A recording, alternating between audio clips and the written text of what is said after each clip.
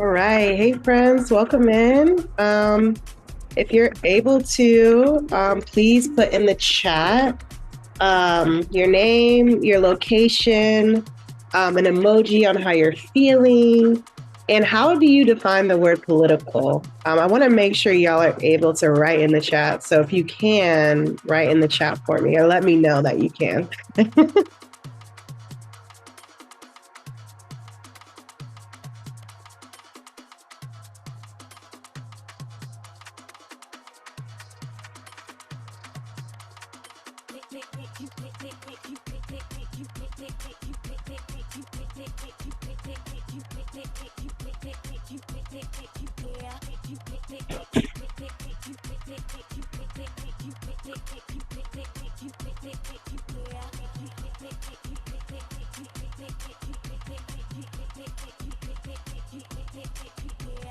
Okay, perfect. Yay.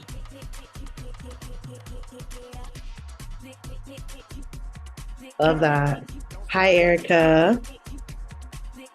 So Erica says that they define political as someone who stands up for their ideologies, philosophies on how society should be run with law and order. Nice. Hello, welcome in, my friends. If you're here, drop in the chat your name, your location, an emoji on how you're feeling, and how do you define the word political? So we'll let our friends kind of trickle in. But yeah, we'll get started in a few. Put your mind to it, put your grind to it, and you can do it.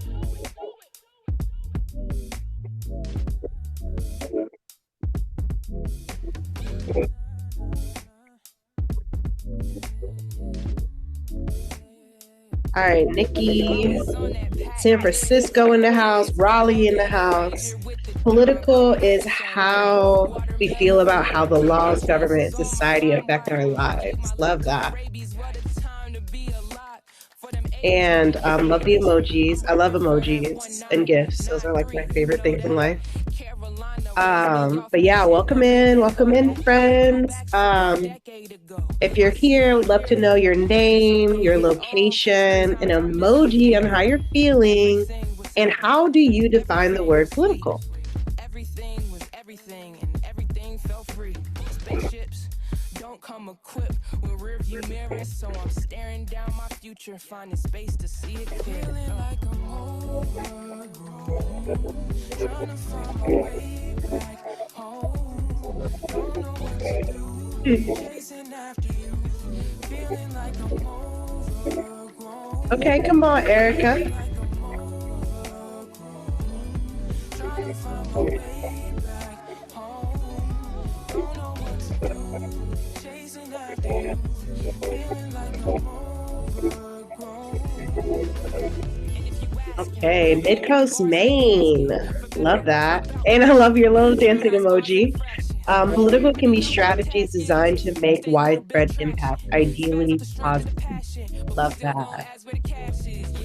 So yeah, for my friends that are just joining, I'm asking folks to put your name, your location, an emoji on how you're feeling, and how do you define the word political? Super helpful for me. Okay, come on, mood. Detroit in the house. I don't know how I would define it anymore. That's so real. Winnipeg, Canada. We international. I define the word political as understanding that we live in a world with various systems of oppression, knowing what our positionality and power of that is. Come on, Maribeth. All right. Okay, we're getting some folks. Getting some folks. We'll just start at like 7:05. Get your snack, get your drink, all the things.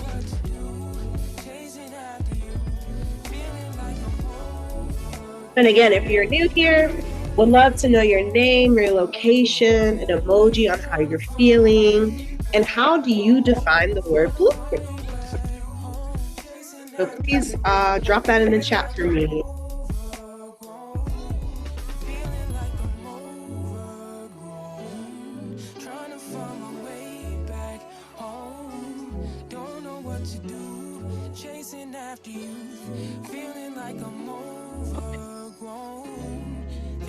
The folks that are joining once again, I know y'all have heard this a million times. Also, if someone can let me know, can y'all see my screen that says like drop in the chat your name, location, and emoji? Let me know if you can see that.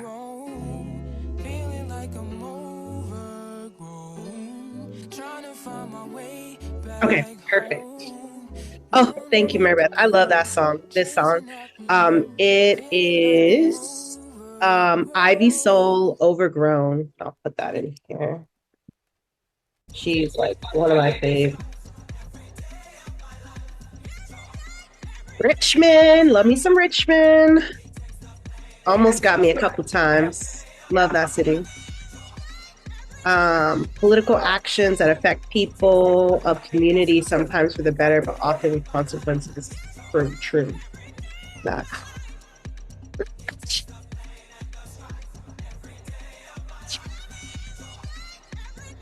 Political as signifiers of belief systems, especially society. Love that.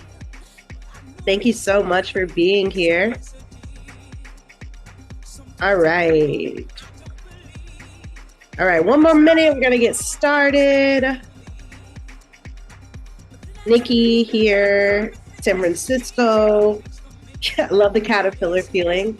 I feel similarly, not sure how I define political anymore. Everything is political, though. All right. Well, thank y'all so much for answering those questions. Please continue to filter them in the chat. And let me see some other folks. Just let me have this window open. Okay. Based in Orca. I know Orca. Yeah, they dope DJ. I guess I would say is being embodied. Okay. DJ. Oh. Chicago, glad to be here. Cool. All right. Well, I'm glad that y'all are here. Thank you for showing up. This is still like a newer like workshop that I've been doing with folks. So I'm just glad that people are just interested to want to know like how we can use our platforms as DJs as a political act. So before we get started, y'all, there's so many things that are happening in the world right now, right? Like things are moving. There's so much grief. There is so much anger. There's so much, all the things. So before we get started, before I do any workshop, I love to take a moment to just breathe. And I love to think about Solange, nothing without intention. Okay. So let's take a moment to collectively breathe together. All right. On the count of 3. 1, 2, 3.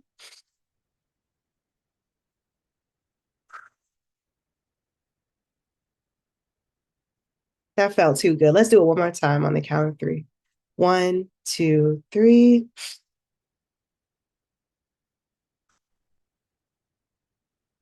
All right. So hopefully we're able to kind of like reset our nervous systems. Like I said, the world is moving at such a wild pace every moment, anytime. And so do what y'all got to do. Take care of yourselves. Get some water, use the bathroom, all the things. You know what you need to take care of yourself.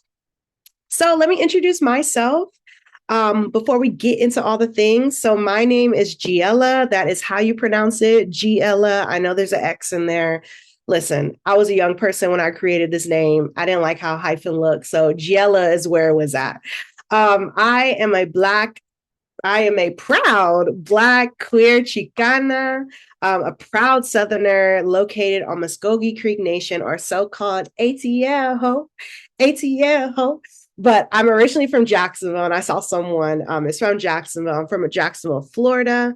A lot of my work, I would say, just like really moves at the intersections of being a cultural worker. I think when I first started out, as like a musician, I did a lot of work with like young people working alongside the international organization Girls Rock, where I supported Girls Rocks across the US and the world with like teaching young people about music and about intersectionality and all of the things. I didn't have the language for like what an actual culture worker was.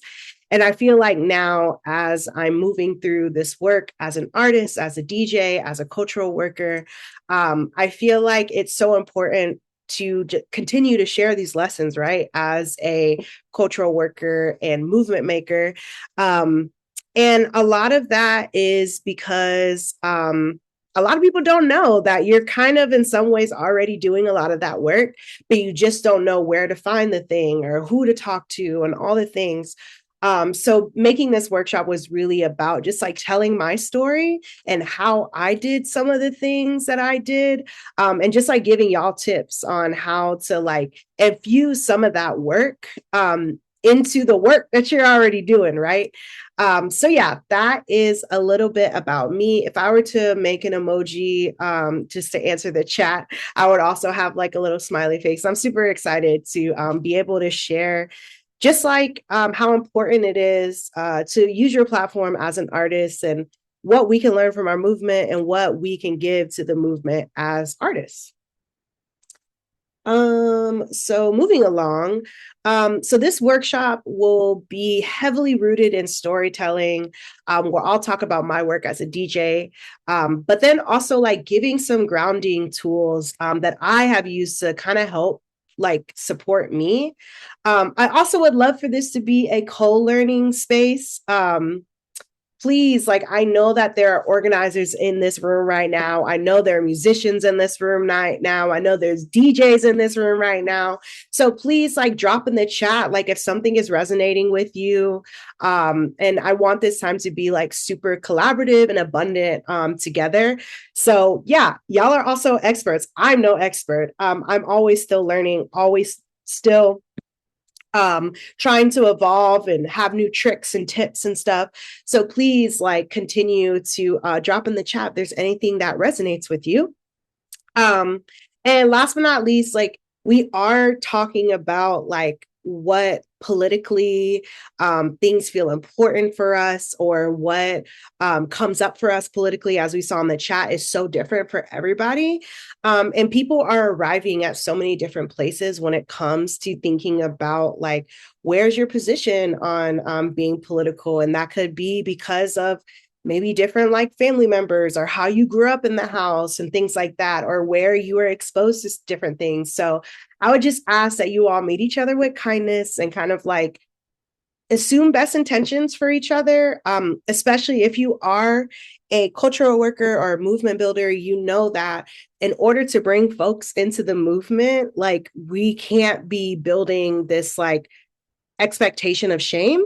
And so a lot of like how I organize is just making sure to like have that softness and continue to, you know, meet people where they're at, because I surely said some things that were super embarrassing because I didn't have that political education back in the day, right? Nobody came out the womb. We ain't got nothing to lose but our chains. So we have to remember that when it comes to organizing with people and people who are trying to do this work too, we're going to make mistakes, right? And we're going to like mess up. And so I think it's just like remembering those kinds of things as well. All right, y'all. So let's dive into it. So the first person I want to kind of like bring into the world is someone who is a North Star for me as a cultural worker. Tony K. Bambara, she reminds us as cultural workers who belongs to an oppressed people. My job is to make the revolution irresistible. And I think that is such an important thing to remember. as a DJ, as an artist, like your job as like a cultural worker, if that's how you're trying to like label yourself, is like your work is to make the revolution irresistible. And what does that mean, right? I think it's remembering that as artists, we don't just reflect movements, but we build infrastructures for them. And like I said, some of the ways that you're probably already like doing some of this work is by refusing harm in your space. You're creating alternatives for your community.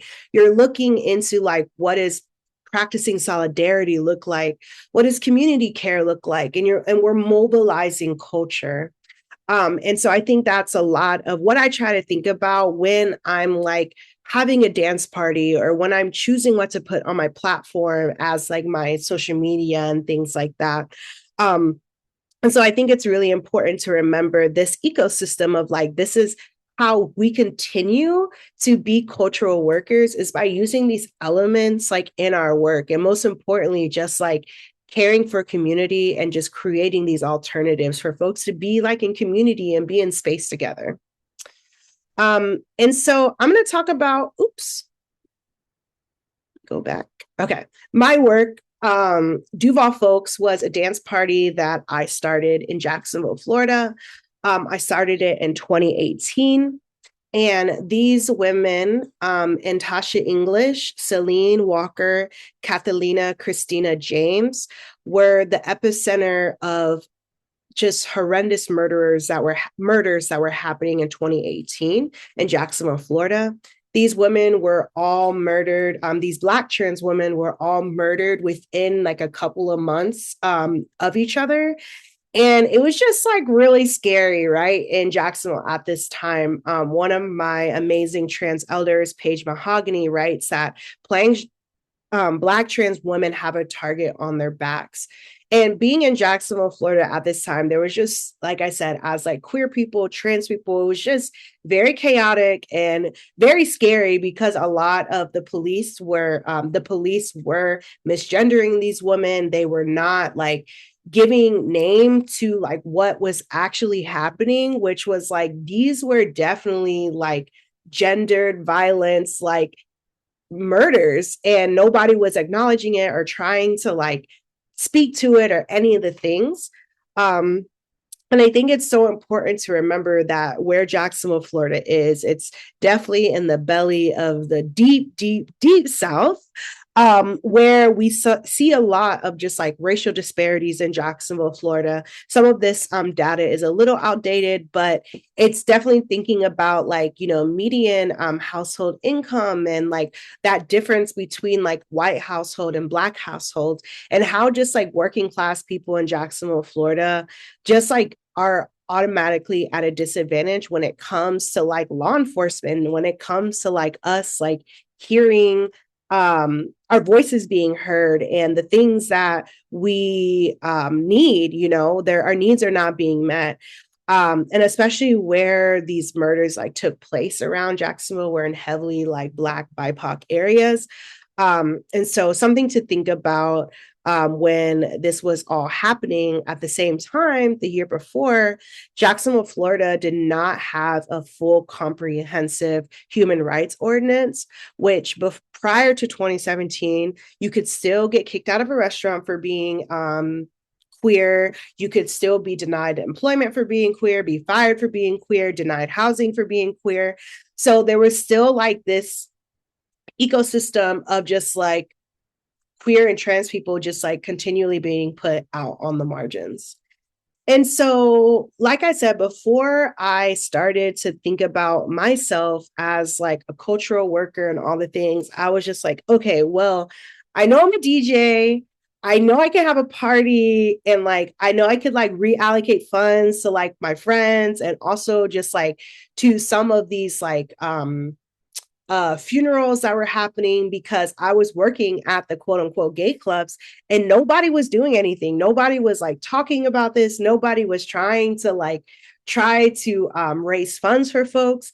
And so a lot of the things that I started to ask myself was like, you know, if I have this event, like who is this party going to actually be for? How am I going to make this space like accessible? Because financially, a lot of my friends, like they could barely come see me at the club because it was so damn expensive, right? Because you got to get in and then you got to get your drinks and all the things. Um, and so then I thought about too, like, how am I really going to create like a safe space? Like, we say that word, and like, what does that actually mean? And like, how do people know that they're going to feel safe or be safe? And then again, I was thinking about how can funds be redistributed while continuing to sustain it for people's like labor, right? If I have like people that are helping with security or people that are like being other DJs, like what can I do to support that? And then thinking about like what are ways to create community organizing at the club as well. Um, because I was like going to protests and like uh having like deeper conversations with folks that were doing like movement work in my community.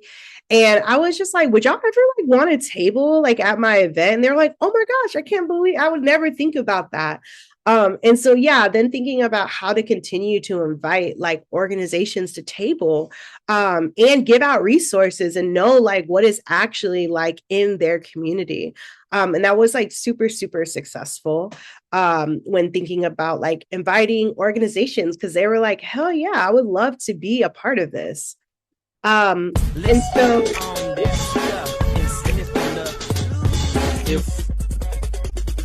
okay, sorry. And so then Duval Folx was born. These were some of my first kind of like visuals for Duval Folx, because something else that was super important for me at the time when I was just learning how to DJ was that there wasn't a lot of parties or like festivals that I knew of in Jacksonville at the time that really centered queerness, that centered Blackness, that centered like not centering how you say folks that maybe don't fit like European standards of beauty, and just like wanted to create a space that really was rooted in like, listen, we're Black, we're queer, but like we listen to all kinds of music, like there ain't no requests, like any of the things. And so Duval Folx was like born out of that, being like, you know what? I just want the alternative. I don't want to see the same things that I always freaking see all the time.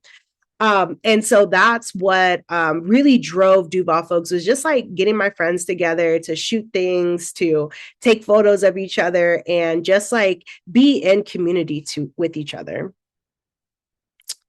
And so access. Now we all have seen sliding scale. And I think this is so important to have when you are having a dance party, because like, yeah, some folks are not able to pay to get in, especially now more than ever.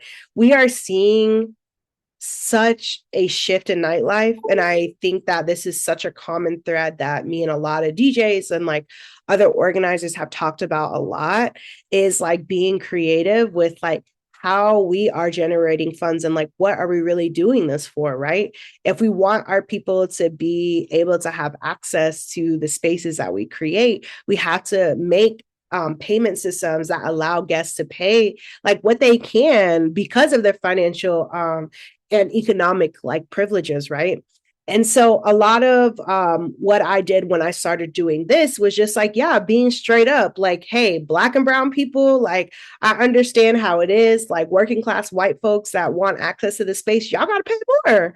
And it really did help to kind of like reframe that way, because like I said, a lot of my friends were not able to have access to a lot of the things that I wanted to provide for them, because it just was so expensive. And then again, something else to think about when I was doing Duval Folx was the safety part. What I did when I like connected with the local organizations that did a lot of these like rallies and stuff like that, I kind of had them come in to support, to be like marshals, to help me safety plan, to make sure the water was accessible for folks. Also bar safety, making sure that people were not like over drinking, and to one point, they did get to a space where there was like sober spaces in the event space that we had to make sure that, you know, folks that are sober were able to kind of have their space as well. And something else that we had around the party was also like things around consent. Like, what is consent? How do you ask for consent? Things like that. Thank you. And we also had the abuse hotlines available as well. We got some Uber codes for folks that were able to donate to the Uber pile. And we also connected with the Women's Center to kind of be there as well as just like extra support. Something else I didn't write on here was, you know, when I partnered with my local organization, the local LGBT organization, they also brought Narcan, and we partnered with a harm reduction organization, and they also brought like drug testing kits and stuff like that. We also had access to HIV testing at the parties. And so I think it's something to like think about because it is a lot of work, right? It's a lot. These are like so many different pieces. This was a lot of like emailing folks, like going to different events. Like I also worked at the LGBT organization. So like I did have some like insight there, but even after I stopped working there, I still kept that relationship. I know Uber codes, so important, right? And we just made it to where, like I said, we just had a pot, and then people would just like donate to that pot, whoever could. And then sometimes I did do some organizing with like getting people to like ride share with each other too. And then it just built this like more like communal like aspect. And we started seeing like a lot of the same people like coming to Duval Folx, making friends with each other, things like that.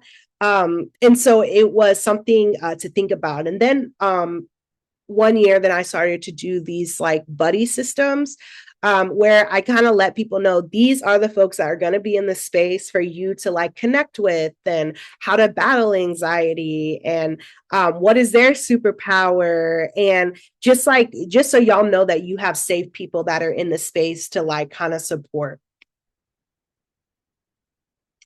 And I will say, knock on wood, all the years that I had Duval Folx, I never had a fight or anything like wild that happened in the space, because we built so much around like, okay, coming up to the party, this is how you act. Don't be acting crazy in the space. Don't be wild in the space. Like, this is how we're going to be in community with each other. And these are things that we're looking out for each other. And there was this like ecosystem of like care that was happening while being in the space as well. I won't have the slides available, but I can also send you just like resources and stuff if that would be helpful. And then someone said, I noticed some venues and warehouses have no accessibility for free water when they got $40 in the capitalism. Exactly, Erica. I think that is the wildest thing to me is just like, yeah, they are charging like up to $50 to come into these events. Ain't no water there. Like, what? And that is the thing. It's like when you're centering like capital in the work that you're doing and not centering like the people, then that is how things like that happen, right? You got greedy, excuse my language, greedy ass motherfuckers that are not trying to build community, not trying to book like local artists, but they want to charge like so much money in order to have access to this. And that was also kind of like a lot of my driving force behind like why I started to do this as well, was because I tried to play those parties. I tried to do those sets, and like they weren't allowing like Black and brown folks to be on a lot of these lineups. And so what I wanted to do is create kind of like an alternative space for that to happen. Okay. Next slide. So here are some of the things that we also did. And I keep saying we, like there was a team. I was really by myself. And then I had homies that would like volunteer. So that's why I keep going between we and I. Michael, I feel like when you cultivate an environment like that, everyone collectively chooses to protect it, because those types of spaces are unfortunately few and far in between. Exactly. And I think it's just like the intentionality, right? So with these things, the this top left, this Duval Folx flyer was inspired by like when you go fill out like forms for like sexual health and things like that. This is the form that you use to sign up for the things. And so this event was centered a lot around like sexual health and like HIV testing. And then Duval to Gaza, Free Them All. This was like a combination of like Black solidarity combined with like, you know, moving towards like a free Palestine.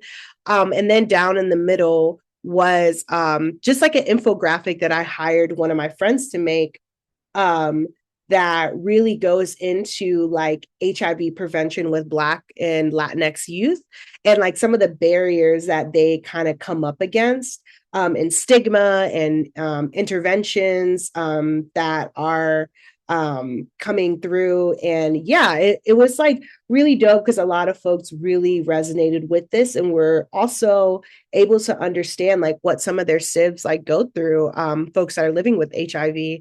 And so that was a really, really dope event that we did. And I really appreciated that because yeah, it just like also broke a lot of stigma around HIV, and the work that that is being done around like breaking the stigma, right? And so those are some of the things when it comes to Duval Folx. So the next kind of section that I want to talk about, which a lot of people like come to me about when it comes to creating safe spaces, is conflict. Conflict is gonna happen, y'all. And I think like we have to know that and remember that because I think that is something that is so hard to come up against, especially as folks are so conflict avoidant and people don't know how to like move through conflict. And I'm not saying that I'm an expert in any way because like conflict is hard. And I'm also working through so many things as like a younger person and my younger person self and the ways that I approach conflict and things that happened in my household as a young person. And so I think this is also a growing pain for me, I can say, but I think it is something to continue to think about when you're in nightlife and when you're doing work with community. Everyday working class people, we all come with stuff, right? We're all coming with baggage, we're coming with all the things. And I think if you're going to be in community, you got to remember that the community is going to come with conflict because that's where we are. And I would say a book that really, really supported me when I was thinking about conflict and thinking about how to navigate conflict, which these next couple of slides will kind of go through like what I think about. Erica says, one venue near me, they changed the restrooms to a free-for-all, which was to give more access to trans community, which I welcome. But the issue I'm noticing is there's no privacy for women anymore. The cis men was used to be for women. It creates unsafe space for everyone because I don't think the trans women get that safe space that women had in the restroom originally. Have you had any experience with this or a take on the restroom issue that makes it safe for us women, trans, and non-conforming gender folks? Yeah, I think this is a really interesting question. I can say that I have never come into issues of like cis men like making like the bathroom space like unsafe. I can say that if you are someone, I think again, it's just like setting the container for your party of like, hey, this is an all like restroom space. And yeah, this is I think this is something to bring up to the party promoter or whoever is doing this of like, hey, like there's this like issue that's happening like within like the restroom area and like it is creating like some unsafe boundaries for folks. And maybe they just need to have someone in that area that supports some of that, especially if people are reporting that they're experiencing kind of this like issue when it comes to the bathroom. But I'm wondering too, Erica, when you say like, but the issue I'm noticing is there's no privacy for women anymore, if this is something that you kind of are individually feeling, or is this like a common thread that other folks are experiencing as well? Yeah, exactly. I feel like it's also remembering that cis men are going to be mad and they're much more likely to harm people on the dance floor because they have the audacity. Yeah, I think that's something to like think about. And also like thinking about your personal like care too, of like what that looks like and anxiety. And maybe that's just like a friend that you need to like have with you to support you as well. I think I saw someone raise their hand, but feel free to drop it in the chats. Um, but yeah, so I think that is something to think about. And thank you so much. I don't want to say your name wrong, but Mackie, thank you for dropping that in there. But yeah, I think it's just like remembering like I said, what is your personal safety plan? And like, do you need to have more friends that come with you when you go to the restroom if you're experiencing that? But also, like, yeah, talking to the promoters to be like, hey, this is like something that's happening. And then maybe they just don't know that that is happening, you know? Yeah, I'm also in the South too, and I've the only time in the South that I've experienced the gender neutral restroom, there's actually one in town in Atlanta, and like I haven't seen that, like I said, this issue that you're talking about.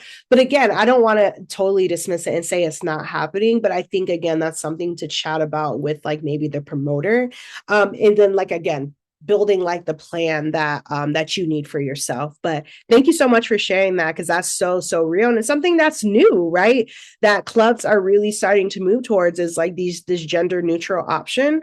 And yeah, I think it's really smart to kind of like think through some of those things ahead. So to the tool that I was thinking or talking about, was We Will Not Cancel Us by Adrienne Maree Brown. I feel like this tool really supported me when it came to thinking through conflict when it comes to so many people. Or let me say that sentence again. This book helped me think about conflict when it comes to like so many different types of call outs that I would see online, and people like navigating like different types of just like tensions within friend groups or collectives or things like that. And so, again, the next couple of slides are kind of like looking through the book and just like some of the notes that I really love to like think about when it comes to conflict. And I think it's like naming the thing for what it is. Is it conflict or was it harm? Was it a misunderstanding or was it a mistake? And I think having these differences is so important and so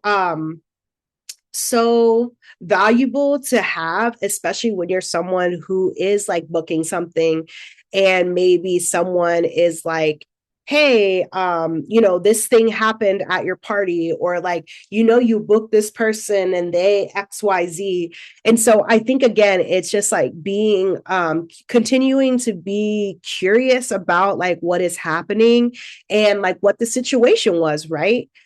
Because sometimes somebody can say like, oh, that person caused harm, and it's just like, oh yeah, I lived with them and I didn't do the dishes, and so they said I told them to do the dishes and then they called me harmful, like literally real life examples.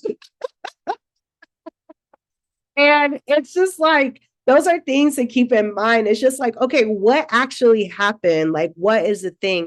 And I think this is so important to remember too, because how are we going to build community if we are ostracizing like people in our community? Then we're continuing to create and perpetuate the same system of harm that the state causes, that policing causes, that jails cause.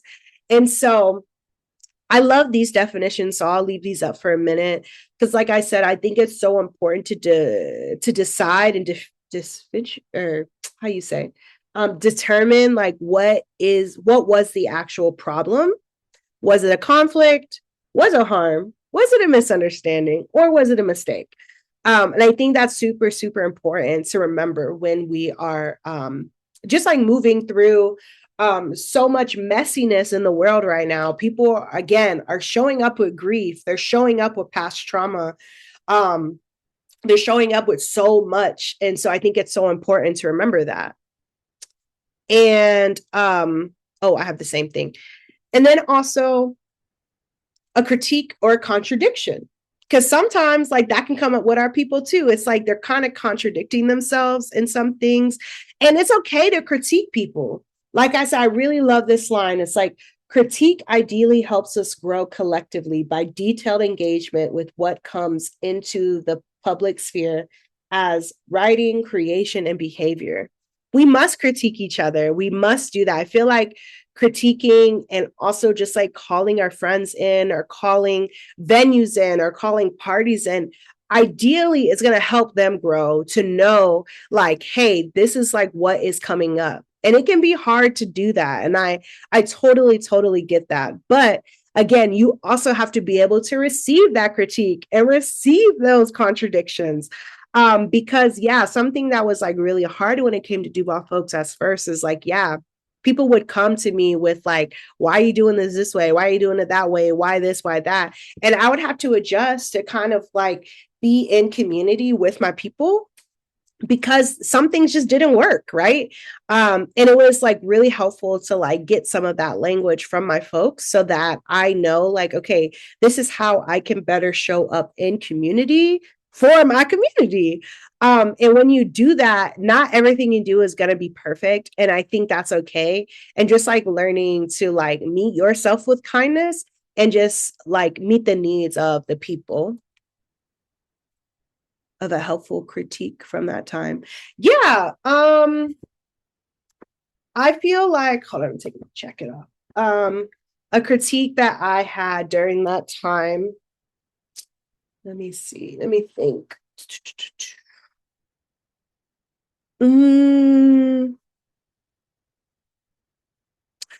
So something that came up during the time when I first created Duval Folx was the fact that it was all ages.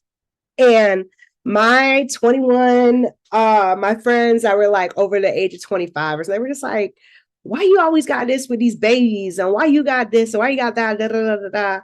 And something that was important for me was to continue to create like intergenerational spaces. And a lot of the spaces that I created were at venues. They weren't at like clubs particularly, because I also wanted to create like a safe space for young people to be there. And I was just like, hey, if you don't want to be here, you also don't have to be here. And then also got critiques on the type of music that we were playing, right? Like some people were like, why are you always playing this? And why aren't you playing that? And it's just like, excuse me, like most music was all created by Black people, okay? Rock and roll, house, techno, like hip hop, all the things. And so I would get a lot of critiques on just like the type of music that was played and things like that. And again, like it would hurt my feelings and I would like take it to heart, but then I would be like, okay, going back to like my questions, which is like, who am I making this party for? Where is it at? I would go back to like, who is this party for? Who am I like trying to make this accessible for? And so, yeah, a lot of the times I would have like zine making tables there or just like interactive spaces where people could play games and stuff like that, because I wanted to create a space that was like a non-traditional form of like a dance party. To actually be in community together. Because the point of it was like, yes, we're going to dance, we're going to be together, but also it's just like an alternative space to be in community together. Thank you for that question. And so other concrete examples of like how to like continue to like use your platform as a booker, as a DJ, is like really focusing on like how can you continue to have Black and trans-centered people? How can you use like your funding? What percentage are you able to like use your funding as mutual care? Also, like security as care, like it doesn't have to be a carceral like situation. At all my parties, I never had police. It was always like community folks. And even when venues wanted me to book police, I would like have a conversation with them of like, okay, this is who I'm inviting. These are folks that are trusted community members that host like protests and things like that. So they're going to help with like conflict resolution and de-escalation, things like that, because they were already trained in a lot of that. Um, Also just like being intentional with like what you're doing and being honest too. A lot of the times with Duval Folx and I did have a critique, or when somebody was trying to give me some type of feedback, I really worked on trying to decentralize myself from it and lead with like, yeah, I don't have the answer to that, but I can find out for you. Or like, I'm still working those kinks out. Do you want to support me? And like also like bringing in community members to help you like reshape something or support you or things like that. And connecting with community organizers. A lot of how, excuse me, I moved through like these spaces would not have been possible without the help of like community organizers that really supported me to like reshape how I thought about space and how I thought about safety. And so I think that's also something to think about. And so I want to leave y'all with this quote by one of my friends. We've come to the end, but it's not the end. I can also stay for like questions and stuff. But thinking about like, what do safer spaces do? Safer spaces do not merely exist because we say that they do, but they must be cultivated, nourished, and worked on. So shout out to Laura Child Reeve. She's the one that that really supported me in that. And so Ariel says, is it okay to share and cite some of your points or slides on social media and or with other DJ collectives? And yes, heavy on the cite Black women fans over here. Sorry, not sorry.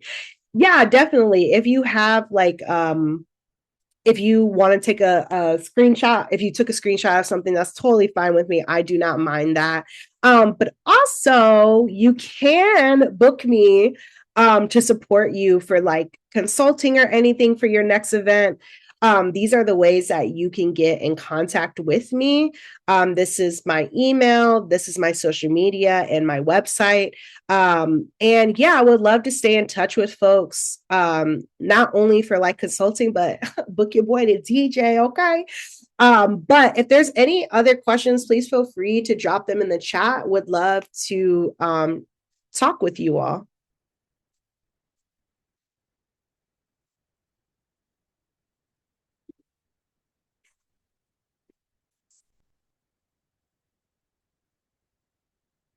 Okay. Duval Folks was literally life changing for me. So sweet. What are some ways you preserve the excitement and lightness for events that may center heavy topics? Oh, that's so real. Um, yeah, when we did the Duval to Gaza event, that was like really hard, right? For just like the community members that were coming and just like the event itself. Um, and something that I tried to remember even leading up to it was like presenting or not presenting, but like sharing the ways that we resisted. And the Palestinian like um people are also still resisting, right? They also still have hope. So we must resist and we must still have hope.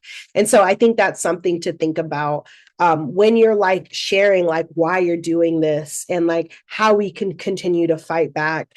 And just like examples in history where people fought back against police violence and domestic violence, things like that. And so those are things that I tried to do like leading up to it, to kind of remind people like this is why we're doing it, but there's also people that are going hard and throwing down as well. Thank you, Jessica.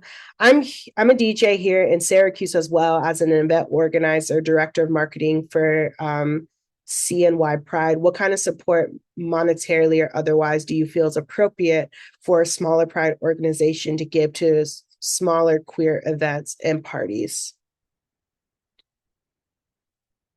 That's a good question. I think like any type of grant, I think is so helpful.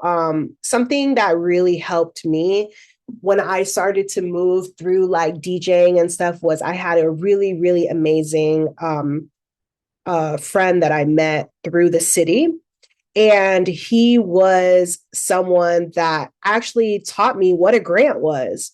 And I think like being able to share those resources with like smaller parties of like, hey, we have this grant, or if you have like money, like making these like micro grants for people, I think is so important to have access to because, child, as a community organizer, $200 can go a long way. $300, $500 can go so long for us. And so I think it's remembering that too, like, especially if you're someone that runs like a pride, you have a budget that is like so huge, right? And you're like, damn, I'm barely making it. But what that $200 or $300 does for a local DJ or a local community event goes so long. Oh, thank you, Andrea. Thank you, Alex. I love a shared playlist of protest tracks. Oh, I'm working on that. Okay. So can you share a little bit about how you make decisions around money for redistribution versus labor? Example, doing a specific split or what factors you use in those directions? That's such a good question. So what I try to do is I at first tell the collaborators like, okay, hey, we're going to give you like 10% of the door or 20% of the door. And after we pay expenses, like whether that is like your labor, your the DJ, the venue, the whatever, um, like having if there's anything that's left over and then just like redistributing that to the organization or what have you. If we sell merch, I also will do like, okay, you'll get a percentage of the door and a percentage of like merch sales. Sometimes I've seen folks like ask the bar, like, can you donate like $1 for every like drink that you sell? Because sometimes depending on the organization, like bars will do that and then they can just like write it off. So that's something that I think about as well too. Okay, someone said, I had a really difficult conversation a week ago with two event promoters. I told them they were culturally appropriating the Mexican culture because their event was called Ritual. And all the promo looked like Dia de los Muertos, including sugar skulls, marigolds, and they have had 3 of these events already and about to have a 4th. Their last lineup is 2 white men and 2 Hispanics, which aren't Mexican.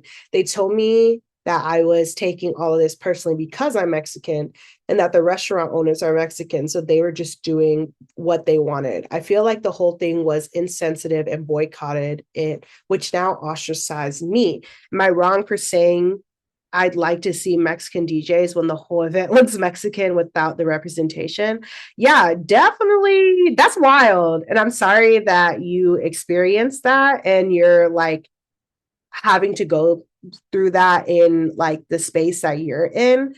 And nah, you're not wrong at all. Like that's not okay that they're like doing a lot of this. And I think it's hard because to a lot of folks because they're on this like Afro house wave and like tribal music wave and all this stuff, like we see some of this like happening. And again, it's just like at the end of the day, people unfortunately are going to do things that capitalize off of like what they can. And if people are coming because of this, it sucks. But it's just like, okay, so if you feel like this is happening and you want to create something that actually is representative of like Mexican culture and things like that, I think it's just like organizing with your community to make something that actually represents the work that you want to do. Ugh, not even the food. Okay. When there are so many folks, okay, thank you for sharing this presentation. How do you approach fundraising at events during a time when there's so many folks in need within our community? Ooh, that's so good. That is such a good question. I feel like for me, I just try to choose community organizations that are on the ground doing a lot of like direct service stuff. I definitely don't like donate to organizations that have like $1 million like budget or like $500 million. Like I'm not donating to like huge organizations. A lot of what I will donate to is like grassroots organizations or community organizations that are doing direct service work. That's something that's really important for me. Okay, thanks for sharing your story. I have been like a low-key DJ for over 10 years where I don't like to play in public, but will play at shows for causes or for the homies. And I joined this call because I only want to DJ in public as a political act. So, how do I get started on organizing an event? I have a large network of folks. So, I'm just wondering which folks do I need to reach out to make something beautiful apart from a venue and club?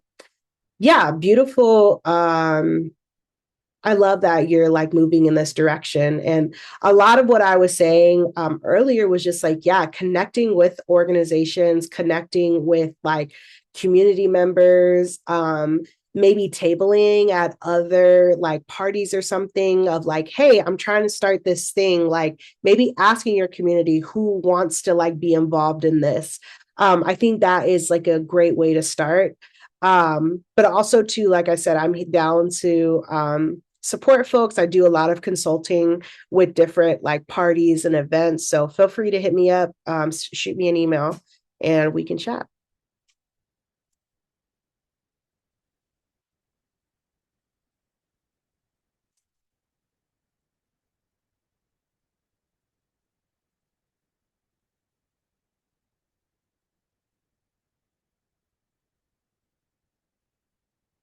Hi.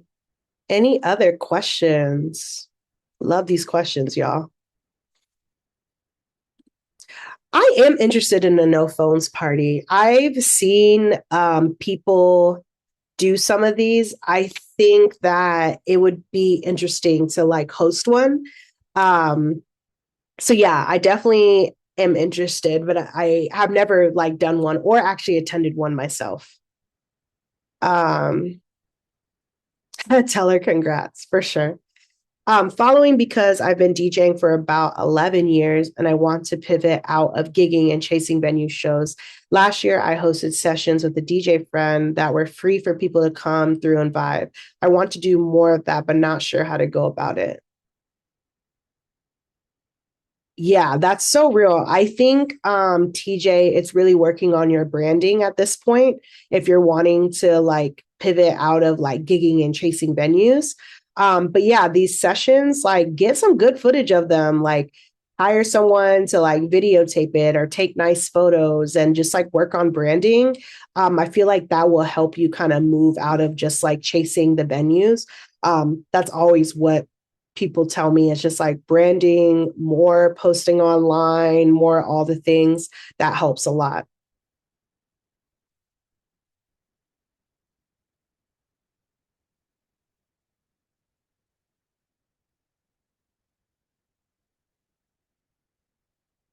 I love that. Cool. Yeah, I really want to go to a uh, a no phones party. Oh, I deleted my TikTok. I was like, absolutely not. I deleted it like last week. Like, I'm good off that. So that's how I feel about it. I'm good. I don't want no social media owned by 45. I'm good off that. Yeah, exactly. Delete, and deactivate it. I was a part of that 140 million people that deactivated their accounts. But I have been doing better about posting on Instagram. How have you been able to monetize your work so you're being compensated for your time and energy while staying community centered? Such a good question. So, a lot of what I'm doing now, like facilitating, like helping other people learn how to put parties together. Um, I do have an LLC. And so I do donate a lot of time to like different libraries and different things, and I write them off when I do that.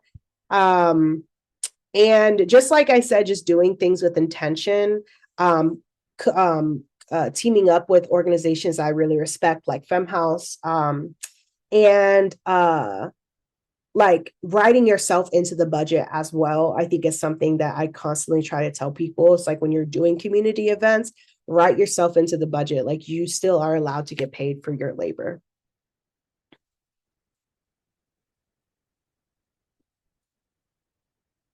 Mm. Reese, good question.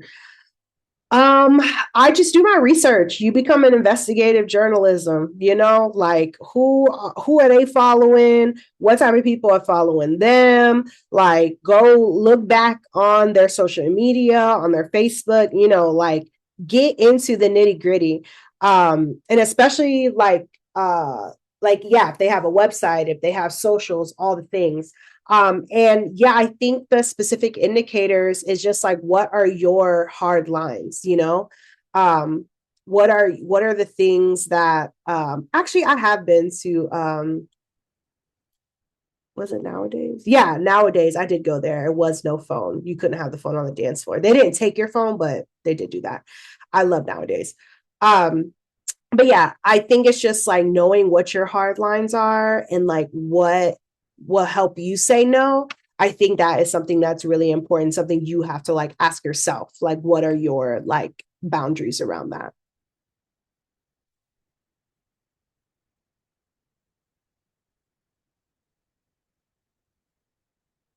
Oh, I don't have a checklist of to-dos because I think as well, I think it's just like something that is like what's ever in my capability and things that I want to stay true to. And so I think it's just like thinking about like when you're planning, like what to keep in mind.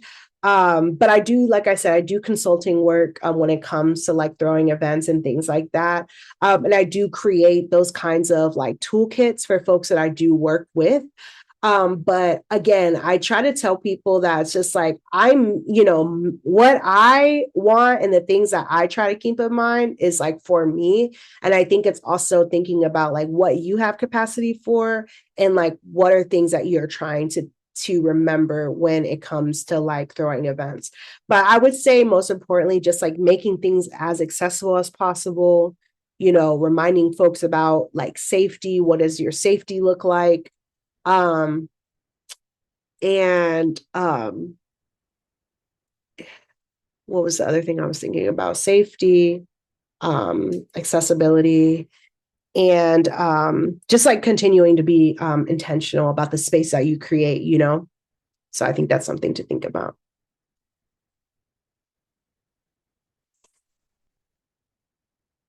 Of course.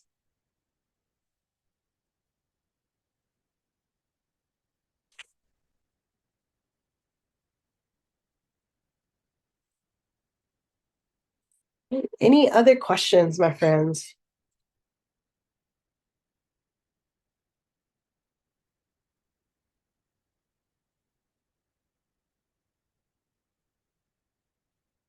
All right. Well, then we have come to the end of the road. Thank you so much for coming through. Hit me up. Like I said, y'all got my stuff. Let's create better worlds for each other, y'all. But I'll stick around if folks have any other questions for about like 5 minutes. So if you still have a burning question, please stick around to name it. Thank you.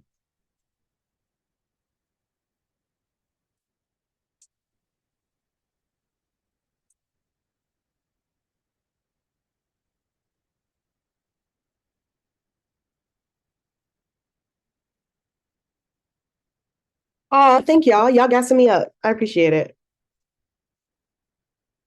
Y'all so sweet.